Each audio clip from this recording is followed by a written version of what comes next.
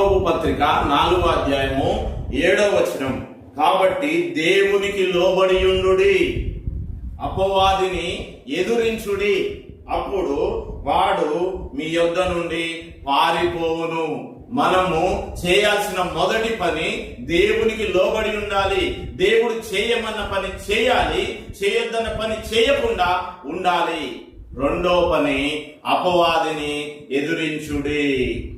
ఒక కుక్క దగ్గరికి పోయి, కుక్క ప్లీజ్ ప్లీజ్ పోవా, ప్లీజ్ మటన్ పీస్ వేస్తా, నీకు మూలక బొక్కేస్తా అంటే పోద్దా? పోదు. అని గద్దిస్తే పోద్ది. అదే విధంగా ఏసునామములో పో సైతానా అని గద్దించగలిగితే దుష్టుడు నీ యొద్ద నుండి పారిపోతాడు.